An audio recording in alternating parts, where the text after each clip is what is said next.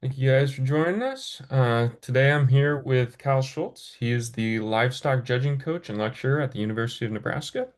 So without further ado, I'll just let Cal introduce himself and we'll dive into some questions.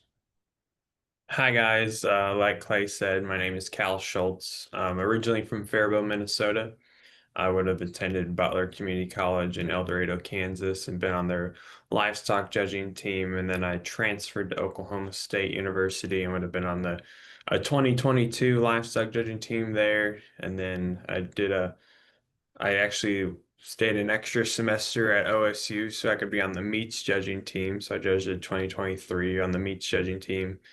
And then once I got done with that in 2024, I did my master's program in meat science through Oklahoma State while assistant coaching the livestock judging team at Butler. And then just last December, I started up here in Lincoln as the livestock judging coach. So I've been here just about 11 months now. So. Perfect. Thanks, Cal. And so today we're just going to go through four different categories here. We got getting to know the career, education and training, career path and opportunities, and then industry insights. So without further ado, I'll go ahead and get into the first question here. So, first one here we have is describe what a typical day as a livestock judge might look like.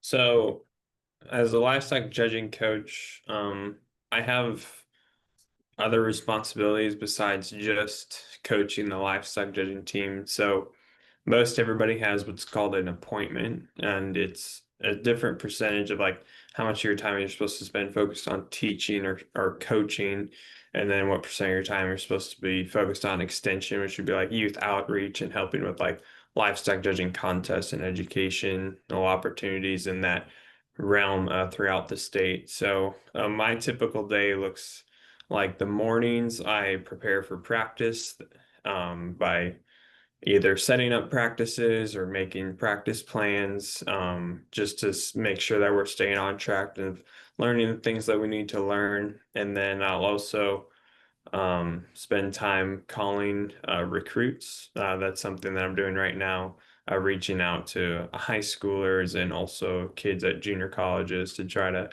um, showcase the opportunities that we have for them here at the University of Nebraska.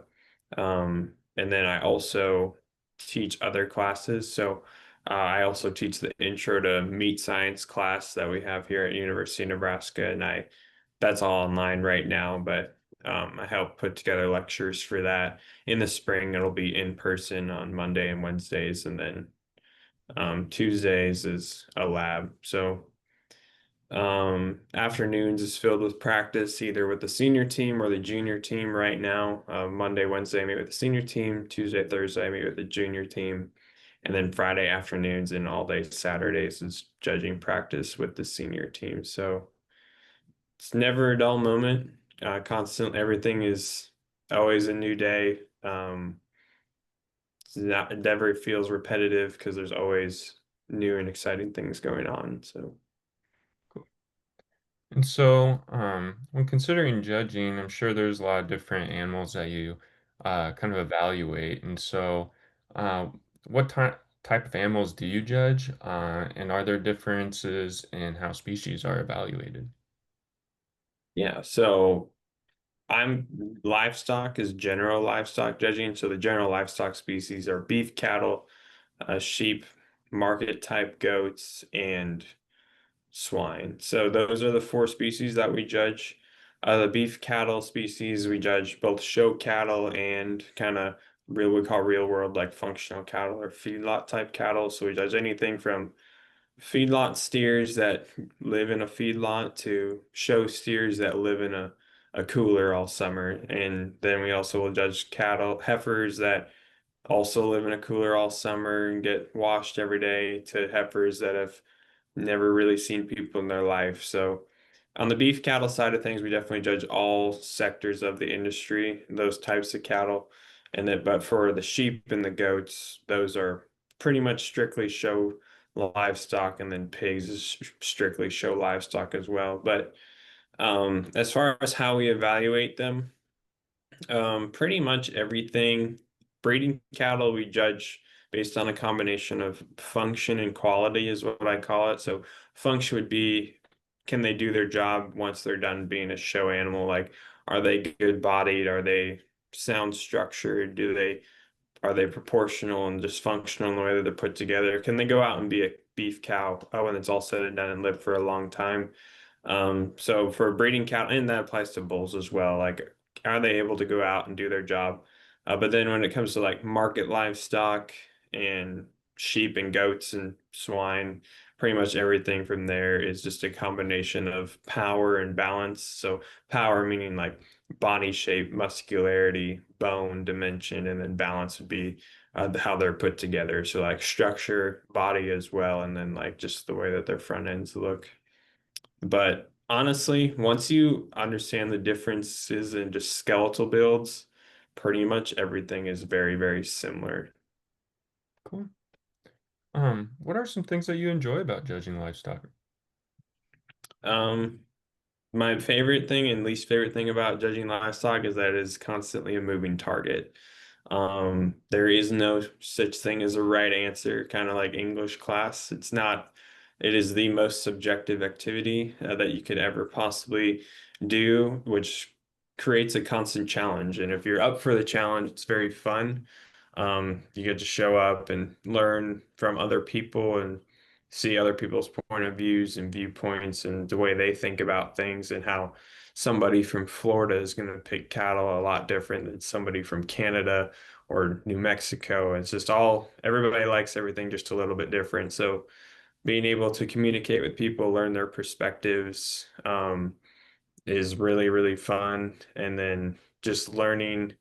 Honestly, and that applies to all species too. Everybody's got their own thing of what they think the ideal animal looks like, and everybody's trying to make a perfect one, knowing it doesn't exist. So everybody in the industry or involved with livestock judging is up for the challenge and likes to work hard. And that's probably my favorite thing is being surrounded like-minded people that also have different perspectives that are all kind of working towards the same goal. Right. And I know you kind of just touched on this already, about what are some of the biggest challenges you face, but how do you go about troubleshooting those challenges? Um, Kind of like livestock judging is, I mean, it's all subjective opinion. So basically, it's kind of like applies to everything. Like everybody's has their own subjective opinion, and we're all just trying to convince other people why our opinion is right. And so the best way to go about that is to come up with like objective reasons to back up your subjective opinion.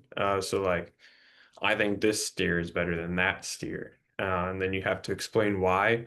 And saying things, well, I just like him better is not effective. You have to use objective things like, well, he is bolder bodied and more muscular and still more appropriate in his finish. So learning how to teach kids how to back up their subjective opinion with objective facts that are inarguable is probably what I think is the most effective way of troubleshooting those challenges, but knowing again that there is no such thing as a right answer, but you're just trying to get as close as possible to where a group of people or a committee is all gonna pretty much agree with what you're saying. Yeah, sounds like communication would be a pretty important factor in that as well. Yeah, absolutely. So I know you mentioned, it's different in Florida versus Nebraska and such. So I imagine your work takes you in different locations as well. So how much travel would be involved in this kind of work, and what does that kind of look like for you? We travel a lot, all the time. Just with the judging team, we've put on 30,000 miles this year.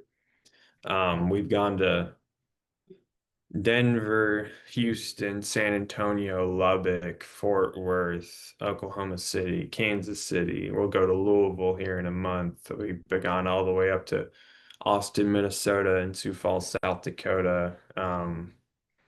We travel the world or travel the country seeing cattle from all different types and kinds, and we could go to contests in Tennessee one weekend, and then a contest in Colorado the next weekend, and then a contest in Texas the weekend after that. And so we're going all over the country, seeing different operations and learning from different people and just what their approach is and how they go about it.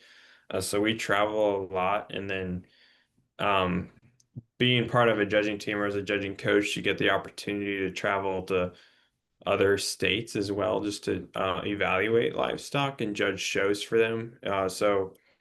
This year, I had the opportunity. By the time the year's done, I'll have gone to 7 different states and 3 different time zones, judging 17 different shows. So you travel all over the place. That's cool. That's really Mhm. cool. Yeah. Well, diving into the education and training aspect, what education or training would you say is needed to become a livestock judge? Being on a collegiate judging team is pretty critical. Um, Obviously, high school is super valuable, and a lot of people who judge in college do judge in high school, but you don't have to.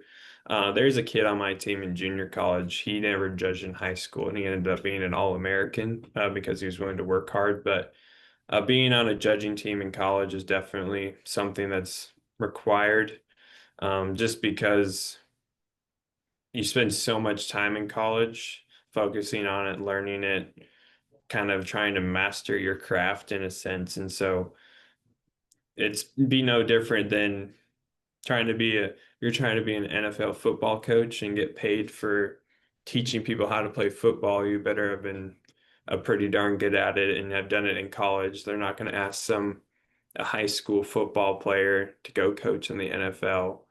Um, at least I don't know any NFL coaches that only played football in high school. Maybe there are, and it can definitely happen. But being on a collegiate judging team, at least in junior college or senior college, preferably both, would be very necessary. Cool. I imagine a lot of people in this field probably start off in like 4-H, FFA kind of thing. But how did you first get interested in this field? So I grew up showing livestock, and the rule in our house is if we were going to show livestock, we had to know how to judge them. And so we had to be on the 4-H judging team. And I was lucky enough to have good 4-H coaches that got me excited and taught me the basics. And then kind of just starting out, they were able to teach us a lot, and we were able to do really well at the state level. And then as I'm getting closer to high school, there was actually a guy who judged at Butler and K-State and actually was a collegiate judging coach, moved to our county, and he helped with our judging team. And he kind of took us off from there, and we were able to be really competitive. We won state 4-H and FFA with the same group of kids. I was lucky enough to be on a good team. And then he kind of pushed me to go judge in college. And I didn't really know anything about judging in college, but he recommended looking at junior colleges, and so I did. I I was not recruited out of high school. You don't have to be recruited to do well in college. I actually reached out to coaches in junior college and asked them for a visit. Nobody knew who I was, and ended up being on a national champion team in junior college and senior college. So don't if you've never been reached out to or recruited on, I would not hang your head. I know a lot of kids that never got phone calls that actually two of the two of the kids on my team at OSU that won the national championship never were recruited. They just reached out and asked to go visit. But yeah, that's kind of I liked the judging part of it, and I liked helping people and teaching people. And I was approached after I got done in junior college to asked if I wanted to come back and be the assistant coach when I was done in senior college. And so I opted to do that. I could have either assistant coached at Butler or OSU. I opted to go to OSU, or I opted to assistant coach at Butler, excuse me. And then I was actually reached out, I had to apply for this job, and I ended up applying and I got it. But I always liked the judging part of it, and I liked helping people and teaching people. And so being a judging coach kind of seemed like a good fit. Nice. Nice. So, like I said, like FFA, 4-H, those are some different stuff that I imagine are pretty revolved around judging. So, as far as specific classes, clubs, or organizations, what would you recommend for a high school or college student that is wanting to become a judge? Um, Being on the 4-H and FFA judging teams in your county, if you don't have one, make one. We did not have a judging team when we first started out. This actually is kind of a funny story. My sister was the one who wanted to show cattle, and my parents didn't want to because it's expensive. They've never had cattle before. Um, but she kept begging, and they're like, "Well, if you want to show cattle, you have to be on a judging team." And they kind of did it to try to deter, not thinking she'd actually put together a team and find coaches, but she did. Got three of her friends, called the neighbor, asked them to be our coach, and that's kind of how it was. But I would encourage you to be on the judging teams in your 4-H and FA programs. If you don't, there's plenty of resources. If you don't have them, there's plenty of resources available online or probably in your community that'd be more than willing to help you. And then if you're already in college, making sure that you're uh, in the selection class, just to learn more about it. And then being on the selection class is what allows you to be on the judging team. Cool. And we talked about this a little bit already, but what skills would you find most important for someone interested in this field? The skills that are most important are the ones that you develop by being in it. So there's not another activity on Earth that I'm aware of that has turned critical thinking and communication skills into a competition. And those are the two most marketable skills that they are, regardless of what you want to do after college. Everybody needs people who are good at critical thinking, can make quick and fast decisions and defend them and communicate them effectively. And so the skills that you need to be successful in judging are what you develop as you're on the judging team. And then those allow you to be more successful moving forward because all those soft skills that they refer them to are the most critical thing that most employers are looking for. I read a stat one time. I was on LinkedIn like a month ago, and it said like 99% of employers or 99% of applicants to jobs, employers say do not have like the three main skills that they're looking for. And those skills were work ethic, critical thinking, and communication skills. And those are all things that you learn while being on the judging team. And so being on a judging team is going to help you in anything that you want to do, regardless of occupation. And the most valuable skills you can learn while being on a judging team will help you moving forward as well. Right. And you So, develop those skills on the judging team. So, oh, yeah. Sounds like the experience is kind of necessary to develop those skills a little bit.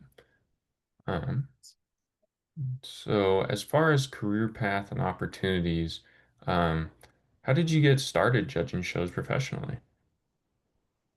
a lot of it, people reach out to you. Um, or a lot of it, people reach out to people you know and they recommend you. And a lot of it gets just built off of word of mouth and it just grows over time. Like my first summer judging shows, I got three calls that were straight to me, and then seven were just sent to me from other people who like, hey, I got asked to a show, I couldn't do it, I recommended you. And I still get a lot of those, actually. A lot of the shows, there were several shows I did this summer where I was not the first call, but they couldn't do it and they recommended me. So, and they called me, and then over time, like people just keep calling each other. I have this big group chat that I'm in where it's just a bunch of people I know who judge shows, and they're like, we just send shows in there. We're like, hey, there's a show in Nevada in a month and a half, and I can't go. Who wants it? Like stuff like that. It builds over time. People reach out to you or recommend you, and then if you do a good job, you get called back. Cool. Um, So I know we talked about the different locations. So as far as different levels of judging, are there different levels locally, statewide, or nationally? Absolutely. Yeah, I mean there's shows going on every weekend, either and all over the country. There's definitely different calibers of shows. There's little county fairs where there's maybe 20 head, and then there's national shows where there's 1,000 head. So there's a huge range of not only quality but size of shows. Cool.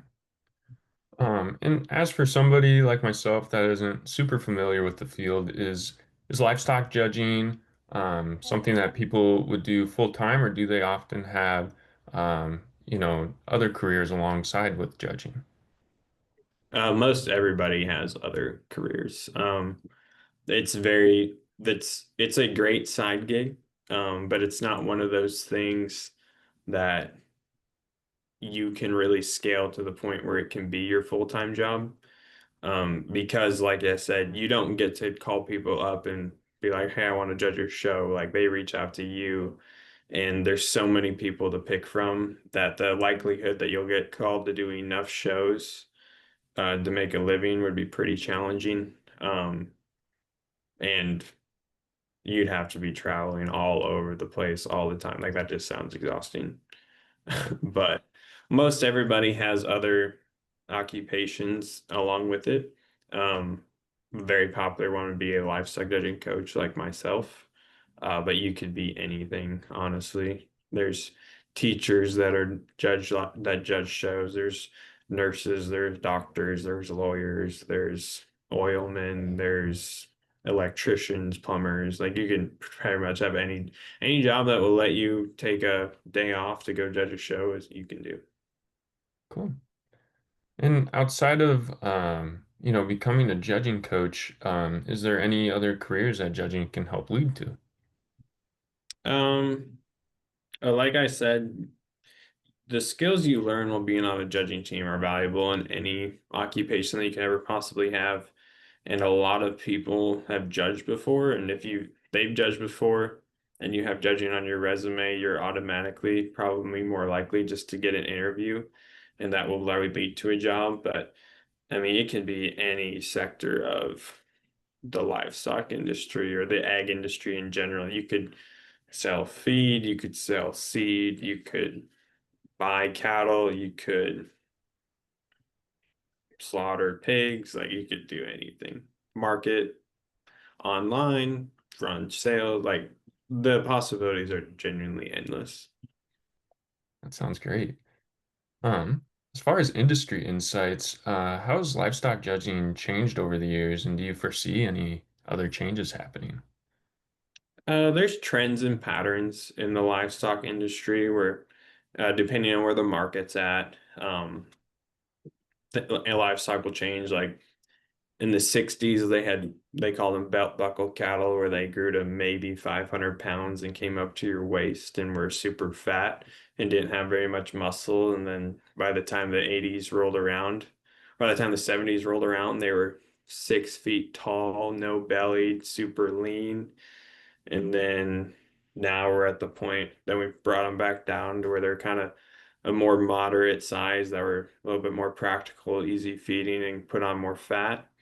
But we're at the point now in the beef cattle sector where we're starting to push cattle to get a lot bigger because the cattle numbers are the smallest that they've ever been. So the only way that we can make more meat or meat enough meat to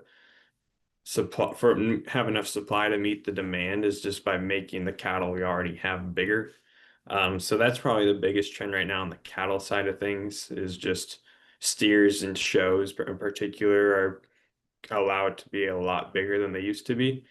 Back in like 2012, 2013, if your steer weighed over 1,300 pounds, you basically were way, way, way too big to ever be considered the grand champion. Where now, if you're not 1,400 pounds, you look like a boy amongst men out there. So they're definitely making them a lot bigger. Sheep and goat trends. Goats are continually to be more powerful, just trying to make them stouter and more muscular. The people at the very, very top are starting to swing back and push structure just a little bit more because they've made them all stout enough. But I think for the most part, they're still just trying to make them stouter as a whole. Pigs, they're emphasizing structure a lot more, and just look and balance and not pushing muscularity so much. Kind of sheep and goats, just trying to make them as cool looking as possible. But Cool. And we're kind of in an age of technology here. And so I was wondering if there are any roles technology plays in the evaluation of the livestock. nope. No. Nope, there is nothing that had no technology school, not for livestock evaluation that I can think of. Um, for strictly phenotypically, no, but there is like when you go into a judging contest, you just have a notebook and a pencil is what you have when you go to judge. And like on the shows, for the most part, it's just looking at the livestock. And the highest tech thing you have while you're out there is maybe a watch and a microphone. But on the genetic side of things, there is definitely EPDs, or they call them expected progeny differences, where they use data from the animals to predict how good the progeny is going to be. And they'll do like genetic testing and genome testing um, to figure those things out. That technology is definitely getting more and more important. Angus is kind of at the cutting edge of that stuff. They've got an EPD for literally everything from foot shape to ankle angle to how much hair they shed in the summertime to how much hair they grow in the wintertime to how much milk they produce to if they'll be able to survive on a mountain without their heart exploding. Um, they have all sorts of genetic stuff, and you do definitely have access to that stuff sometimes in judging contests. They'll give you like a scenario and say like you're a bull buyer for an operation in Montana where they run cows in large pastures up in the mountains, and they'll have like EPDs to go along with it. And there's one EPD in particular that is crucial. Like if they're so high, then they're not going to be able to survive at that level due to the elevation and pressure differences. But that kind of stuff is definitely super high tech and very interesting. But as far as like the live animal phenotypic evaluation, it's all your eye and what you know. Great. That's really good information. Um, Only a couple more questions here. What advice would you give a young person interested in pursuing this pathway? Do it.